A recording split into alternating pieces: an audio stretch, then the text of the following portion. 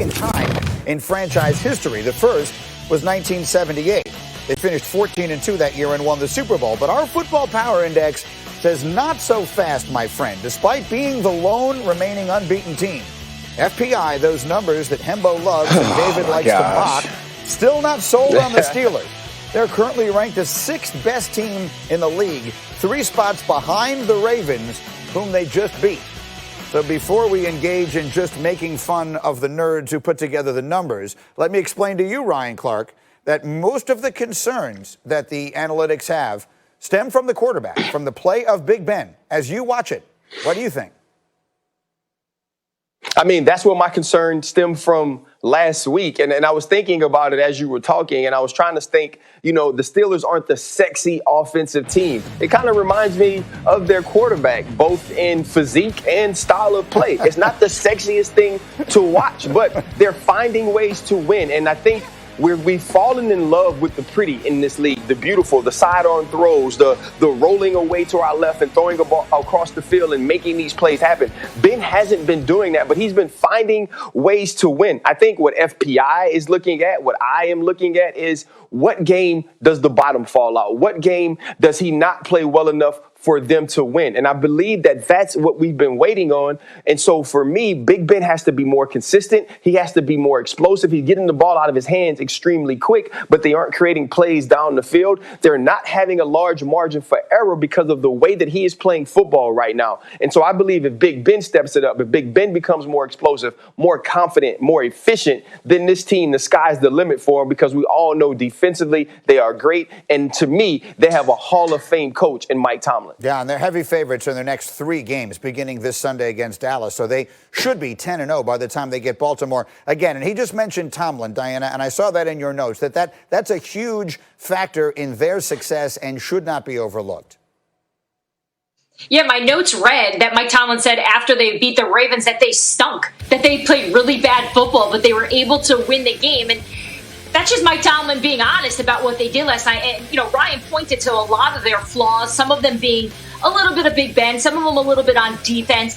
But Big Ben is getting the ball out faster than any other quarterback in the league right now. He's playing some backyard football, as he puts it, which is what makes Ben so great. It's why this offense has been so creative and why they trust him with the ball at 38 years old. It is so hard to take him down, and it's just so hard to beat Big Ben at this point in his career. And, you talk about Mike Tomlin and what he does, and, we could probably spend a whole show talking about how underrated he is. You spend just 5 minutes around this team, sure.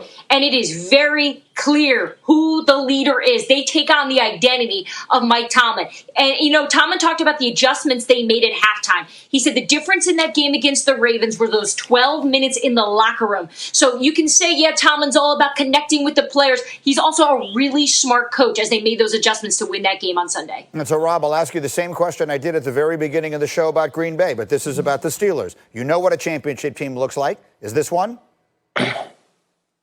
I think so. Yeah, definitely. Talk about defense. The Steelers have the defense. So I definitely see championship pedigree here. And Big Ben, look, I mean, I've been there with having a surgery, having an ACL fix. When you're back on that football field for the first few weeks, you have to regain the confidence that you can go out there and still do things at a high level. And I think Big Ben is still gaining confidence as he goes through this season. The first few games of the year, you're probably questioning, okay, can I go out here and throw a deep ball without having my elbow just explode? And we're seeing him continue to progress. He's going to make better decisions. The team is a really good team as far as you look at offense, special teams, defense. Look, at the end of the day, you have to be complimentary of each other. And I think with their offense and their defense, they can do that. So when you look at the NFL right now, they're undefeated, and the coach. So you put that all together. They're definitely, to me, they could be in the hunt for the best team in the NFL. They are the most complete team in the NFL, and that includes the head coach. I'll leave it there for the moment. Coming up, the Patriots. We got to get to them. They're off to the worst start in a long, long time. But is Bill Belichick setting us all up for an amazing Sunday? It would have to be a more consistent Josh Allen. You take the first 3 games of the season for the Bills, he had thrown 10 touchdown passes with 1 interception. The last 3 weeks that he's played, he's had 2 touchdown throws and 2 interceptions. So if the Bills need to go where they want to go, right, and that's to win the division and be in the playoff hunt, they need a more consistent Josh Allen from here on out. Let's see what he's able to put together for the second half. David, you've got Bears, Titans. What do you have your eye on? The Titans defense has been horrible. Their offense has been carrying the day. Well, in come the reinforcements. Desmond King they trade for, obviously going to solidify that slot spot on defense. Dory Jackson comes back off of IR. So some changes being made in the personnel for the Tennessee Titans. They needed it. Their defense has been struggling. This will improve quickly. Ravens, Colts for Ryan Clark. RC, what do you have your eye on? I mean, it's the obvious answer. It's Lamar Jackson. How does he rebound after a terrible week against the Pittsburgh Steelers, where it wasn't the passing game that kept them from winning it? It's Lamar Jackson's turnovers and mistakes that lost the game. And so you're going up against a good Colts defense. Can he rebound and become that reigning MVP star that we know? Can they add to this passing attack?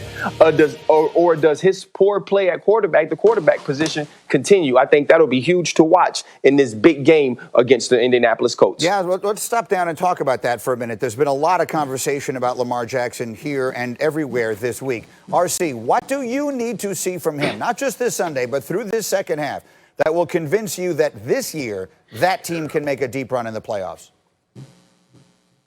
That when games are close, they can find ways to win. When you watch this team, sometimes they're just so physically dominant over other football teams, and they get up so early and they can play their style of ball the entire game, and teams never really get into the game. They start to turn the ball over. They start to pop big runs, and so teams kind of fall out of contention with the Baltimore Ravens, and no pressure is truly put on Lamar Jackson in crunch time, in the clutch. In these games down the stretch of the season, when it is a tight game, when it is a close game, that not Lamar Jackson finds ways through the pass game along with Greg Roman, the offense coordinator, to make plays, but that they just figure out how to win. They figure out how to be clutch, how to be efficient in important situational football moments in the game. And if they can do that, then you start to say, okay, if he gets into the playoffs, if he gets into a tight game against a Mahomes, against a Ben Roethlisberger, we believe that this offense can make plays. It's time to throw out, let's become a better passer, let's become a better passing offense. It's time to start being, let's be what we can be the best in the most important moments of football games. And we have to see that from Lamar down the stretch. Meanwhile, Rob, the Ravens also lost their starting left tackle, Ronnie Stanley, one of the best in the sport, last weekend. And you were telling me this morning you've experienced firsthand just how significant of a loss that might be.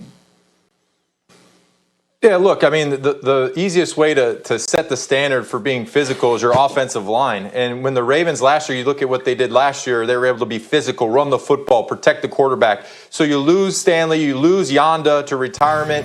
So I can think back to 2015, we're playing the Denver Broncos in the AFC Championship, and they hit Tom Brady 17 times because we lost our starting tackle, and they got after him. Von Miller went off in that game. So you want to talk about having confidence in the quarterback position? It all comes down to protecting your quarterback, your young quarterback in Lamar. So you can't expect him to go out there and do it all on his own. He needs the rest of the guys around him to do that. So they're going to have to protect him, and losing their starting tackle doesn't help. Yeah, on a team that is so predicated on that physicality. David Pollack, when you watch them, what do you think? Is this a team that can make a deep run this year? I'm starting to have doubts, and I'm starting to have doubts about Lamar Jackson. First of all, when you embarrass the whole NFL a year ago, which is what they did, because you literally saw grown men on the field with Lamar Jackson in rush hour. There was Jackie Chan and Chris Tucker being like, which one of y'all kicked me? Where's the ball? Like, nobody could even find the football. You've had a year to find this system, and everybody studied it this offseason. By the way, it wasn't just last week. If you look at Lamar throughout this season, completion percentage way down, turnovers down, sacks down, QBR down 20-plus points. Like, Himbo yelled at me the other day because I was negative about the FPI. So I got all those numbers for you in there, Himbo. I got you the QBRs down 20 points, completion percentage down 6 points. He's been sacked 23 times last year, 19 times already this year, Himbo. So I got all your numbers for you, man. But Lamar's going to have to counterpunch now, and they're going to have to figure